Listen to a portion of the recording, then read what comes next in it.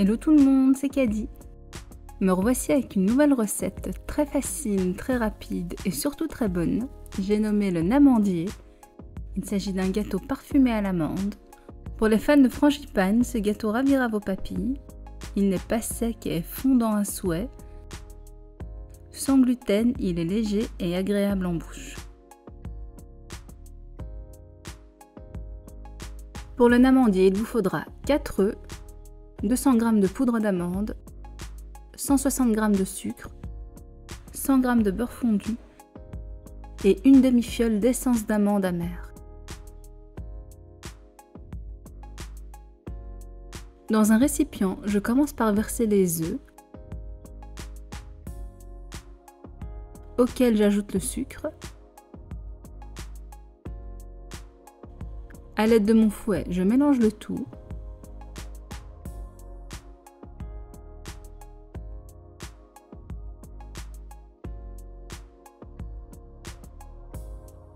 Ensuite, j'ajoute la poudre d'amande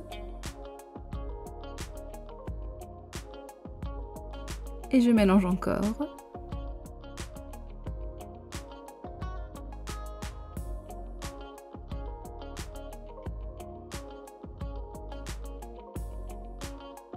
Maintenant, je mets mon beurre fondu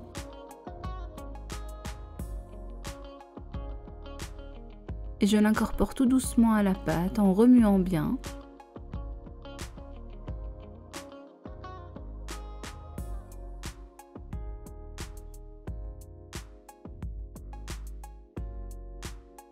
Enfin, je termine par l'essence d'amande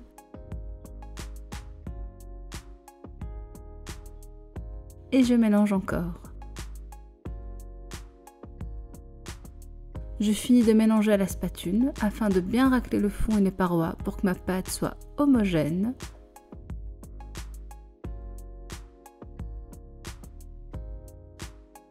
Je verse ma préparation dans mon moule que j'ai chemisé au préalable. Mon moule est un rectangle de 19 sur 21 cm. J'enfourne pour une durée de 25-30 minutes à 180 degrés en chaleur tournante. La cuisson dépendra de votre four. Moi, je le cuis exactement 29 minutes et je le laisse 2 minutes dans le four éteint, porte fermée. Je le sors du four, je le laisse refroidir et puis le dispose sur un plat de service. Je le saupoudre de sucre impalpable. Vous pouvez aussi, si vous voulez, le napper de fondant pour rappeler une célèbre frangipane. Voilà, le namandier est prêt.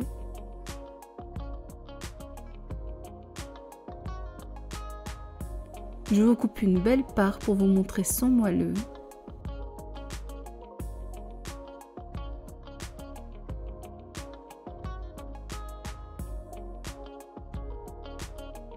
Ce gâteau est simple et plaît toujours à mes convives.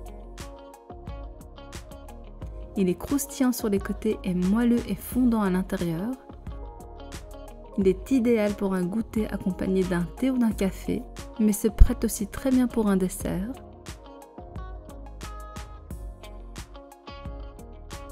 Comme d'habitude, on termine la vidéo avec la réalisation en pâte à modeler de ma fille Nina.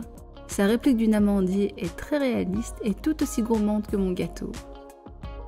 Dommage que je ne puisse pas le goûter. J'espère que la recette vous a plu. Si c'est le cas, n'hésitez pas à liker, commenter, partager et bien sûr à vous abonner.